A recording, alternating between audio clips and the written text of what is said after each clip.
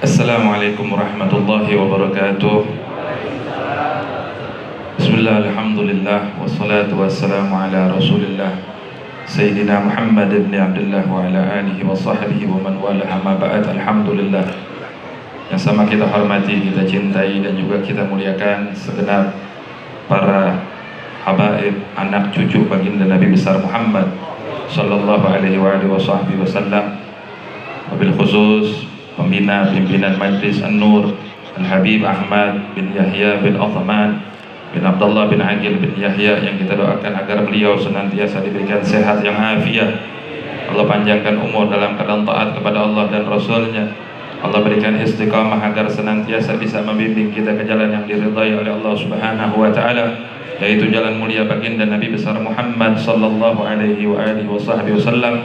Mudah-mudahan Allah berkahi anak keturunannya, Allah jadikan anak keturunannya yang salihin salihat, yang senantiasa berbakti kepada Allah dan Rasulnya, berjalan di jalan Allah dan Rasulnya, mencintai dan dicintai oleh Allah dan Rasulnya. Amin ya rabbal alamin. Dan segenap para habaib yang begitu banyak, Al-Habib Aqil bin Uthman bin Yahya, Al-Habib Ahmad Basir bin Uthman bin Yahya, Habib Abdurrahman Sattar, Habib Muhsin Al-Attas, Habib Husain Al-Attas, Habib Hasan bin Ahmad Al-Attas, dan tadi guru kita yang telah memberikan daripada wejangannya, nasihatnya, yaitu Syekh Maulana Ibrahim Al-Jilani, yang mudah-mudahan senantiasa beliau-beliau para tuan-tuan guru kita, wabil khusus sahibul wasilah Kiai Haji Abdul Khair, mudah-mudahan para habaib kita, para ulama kita, mudah-mudahan senantiasa diberkahi oleh Allah Subhanahu wa taala, dan kita mendapatkan keberkahan dari beliau, dan mudah-mudahan apa yang beliau niatkan, apa yang beliau hajatkan dikabul oleh Allah Subhanahu wa taala, dan Allah berikan kecintaan Allah Subhanahu wa taala kepada beliau dan kepada anak keturunan beliau. Amin ya rabbal alamin. Alhamdulillah, karena judulnya mukhtasar, judulnya ringkas, kagak boleh lama-lama. Kalau ringkasnya orang Betawi paling sebentar ya setengah jam dah ya. Ngobrol nih sebentar nih, coba liatin habaib nih kalau pulang nih. Aneh pulang ya, iya, nyampe depan pintu ngobrol, ketemu lagi sebentar. Nah, mau pulang, itu bisa berkali-kali tuh. Setengah jam keluar pintu doang, apalagi ceramah disuruh sebentar, bisa 30 menit paling sebentar tuh.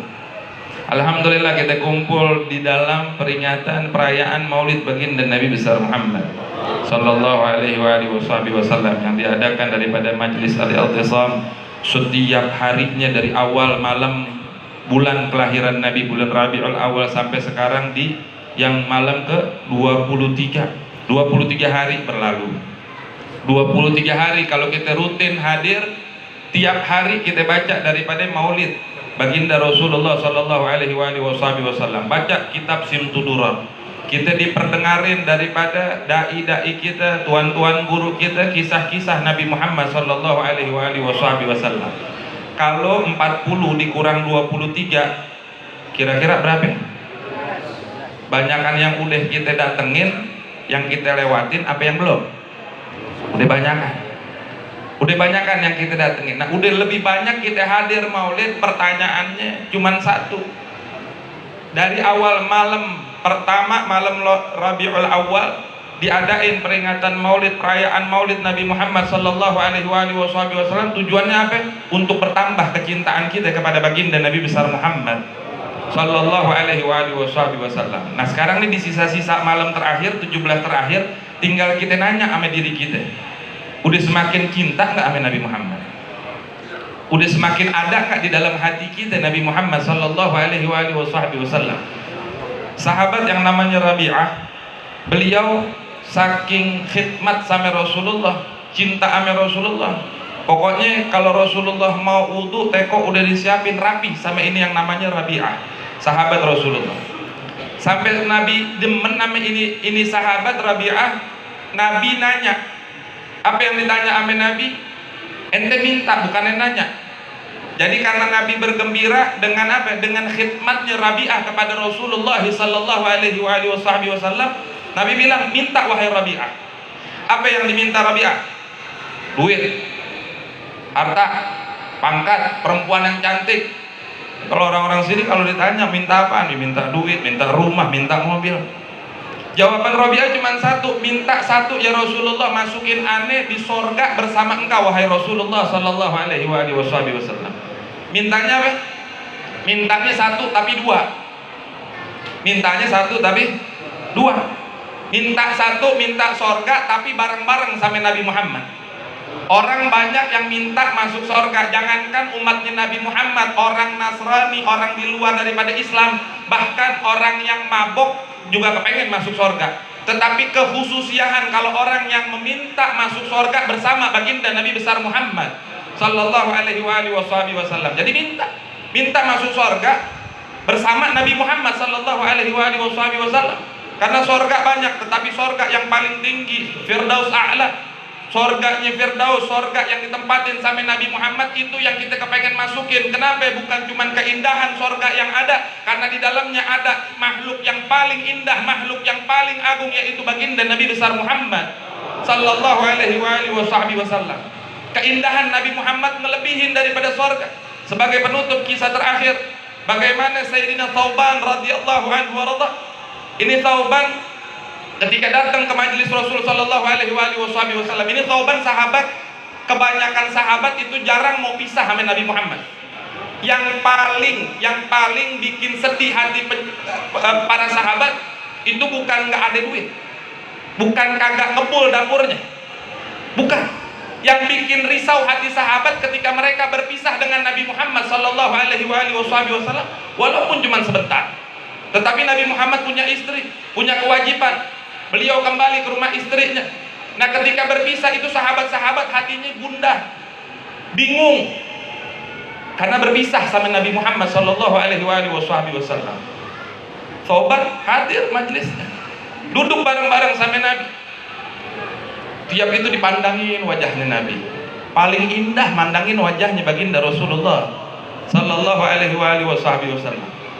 Nah, sampai satu waktu beliau mikir, nih kalau Nabi udah pasti masuk surga. Surganya Nabi di Firdaus A'la, surganya Nabi di tempat yang paling tinggi, yang paling mulia, yang Allah siapin untuk Nabi Muhammad Sallallahu Alaihi Wasallam. Ini Thauban mikir, kalau ini sahabat yang setiap waktu melihat Nabi Muhammad, sahabat yang setiap waktu selalu dapat casan keimanan dengan memandang wajahnya baginda Rasulullah Sallallahu Alaihi Wasallam, masih mikirin, kalau katanya Thauban, kalau aneh masuk surga, barang tentu mungkin surganya beda sama Rasulullah. Aneh nggak bisa bareng-bareng, apalagi aneh masuk neraka, lebih jauh lagi, nggak bisa kumpul bareng sama Nabi Muhammad Sallallahu Alaihi Wasallam. Sampai ini Thauban mikirin, nggak nafsu makan. Thauban nggak nafsu makan, mikirin kenapa? Kalau berpisah sama Nabi Muhammad, padahal beliau masih bisa ngelihat Nabi Muhammad di dunia, masih bisa datangin Nabi Muhammad, tetapi pikirannya udah panjang, pikirannya udah jauh. Apa yang dipikirin? Kalau nanti di akhirat berpisah daripada baginda Nabi besar Muhammad Sallallahu Alaihi Wasallam, sampai dengan nafsu makan, dengan nafsu minum, udah dia susah tidur, yang dipikirin itu aja, sampai jatuh sakit daripada Sayyidina Thauban radhiyallahu anhu. Ketika beliau sakit sehari, ini Thauban kagak pernah absen. Kalau ini kan model-modelnya kan 40 hari, ya Allah paling malam Minggu, kalau kagak malam Sabtu hadirnya ya. Kalau Sayyidina Thauban hadir di majelis Rasulullah nggak pernah absen, datang terus. Nangis sekali di majelis Rasulullah, Rasulullah lihat, ini perhatian Rasulullah, makanya sholawat yang kita baca nih, sholatan yattasilu biha ruhul musalli alaihi bih. Sholawat yang kita baca adalah penghubung ruh kita kepada baginda Nabi besar Muhammad Sallallahu Alaihi Wasallam. Jadi kalau kita curi perhatian sama Nabi Muhammad bakalan kenal kita. Kalau kita senantiasa menghidupkan syariatnya Nabi Muhammad, sunnah-sunnahnya Nabi Muhammad bakal kenalin sama kita, kenal sama kita. Ini Thauban diperhatiin semua sahabat, bahkan cintanya Nabi kepada para sahabat. Kalau kita kenal sama seseorang, maaf kata, kadang setahun kagak ketemunya cuma sekali, bisa lupa kita namanya. Tapi kalau Nabi, semua sahabat Nabi apal namanya, bahkan keluarganya. Itu bentuk perhatian daripada baginda Nabi besar Muhammad Sallallahu Alaihi Wasallam kepada orang yang menaruh perhatian kepada baginda Rasulullah Sallallahu Alaihi Wasallam. Sehari kagak datang, dilihatin, 2 hari, 3 hari ditanya, ini Thauban kemana? Biasanya tiap hari ada di majlis aneh, kata Rasulullah. Ini kok udah 3 hari tumben, ada apa? Coba cek dah. Dikirim sahabat, kalau nggak salah Sayyidina Bilal bin Rabah radhiyallahu anhu. Dikirim suruh ke rumahnya siapa? Rumahnya Thauban. Pas dilihat Thauban lagi lemas, Thauban sakit. Akhirnya ditanya, kenapa ente? Ente sakit? Enggak, katanya Thauban. Padahal badannya udah lemas, kurang tidur, kurang makan, kagak mau ngapa-ngapain, udah mikirin satu, kalau berpisah sama Nabi Muhammad sallallahu alaihi wasallam. Akhirnya ditanya, apa yang ente bebani? Apa yang ente pikirin? Kata sahabat Rasulullah, kalau nggak salah Sayyidina Bilal. Kata Thauban, ane mikirin cuma satu hal. Ane lagi mikirin kita ini hidup di dunia. Kalau kita hidup di dunia, alhamdulillah kita dikasih nikmat sama Allah. Kita tiap hari bisa melihat Nabi Muhammad. Kita bisa pandang wajah indahnya Nabi Muhammad. Tetapi ane lagi mikirin bagaimana keadaan ketika kita udah meninggal, kita masuk di alam barzah, sampai nanti di hari kiamat, di hari kebangkitan, di padang mahsyar, sampai dimasuk surganya Allah ataupun nerakanya Allah. Ane mikirin bagaimana kalau ane kagak bareng-bareng sama Nabi Muhammad. Ini Thauban sampai mikirinnya jauh, nggak mau berpisah di dunia, sampai di akhirat kagak kepengen berpisah sama Nabi Muhammad. Ini sahabat gak bisa jawab pertanyaannya Thauban. Pulang, datengin Rasulullah, ya Rasulullah, katanya Thauban ini sakit, ada yang dipikirin. Apa yang dipikirin? Kata Rasulullah, kata sahabat dikasih tahu, Thauban mikirin kalau berpisah bersama engkau, wahai Rasulullah. Dan Rasulullah pun diam, nggak bisa ngasih jawaban. Allah ngedengar kecintaan Thauban kepada kekasihnya baginda Nabi besar Muhammad sallallahu alaihi wasallam. Maka Allah utus daripada malaikat Jibril, datangin daripada Nabi Muhammad, ngasih kabar gembira kepada Thauban dan para sahabat-sahabatnya dan juga pengikutnya Nabi Muhammad sallallahu alaihi wasallam. Allah turunkan ayat, "Wa may yuti'illaha wa rasulahu faulaika an'amallahu alladziina 'ala فَأُولَٰئِكَ الَّذِينَ أَنْعَمَ اللَّهُ عَلَيْهِم مِّنَ النَّبِيِّينَ وَالصِّدِّيقِينَ وَالشُّهَدَاءِ وَالصَّالِحِينَ وَحَسُنَ أُولَٰئِكَ رَفِيقًا ذَلِكَ فَضْلٌ مِّنَ اللَّهِ وَكَفَىٰ بِاللَّهِ عَلِيمًا." Thauban mikirin sampai Allah kirimin malaikat Jibril untuk kasih tahu Nabi Muhammad, karena Nabi Muhammad kagak bisa ngasih jawaban. Dibisikin, dikasih tahu, siapa yang taat kepada Allah dan Rasulnya, maka kelak akan mendapatkan nikmat dari Allah subhanahu wa ta'ala. Dia akan dikumpulkan bersama para nabi, bersama para syuhada, bersama orang-orang yang jujur nanti di surganya Allah subhanahu wa ta'ala. Maka ini kabar disampaikan kepada Sayyidina Thauban. Dibilang, ya Thauban, ada kesempatan kita bareng-bareng sama Nabi Muhammad.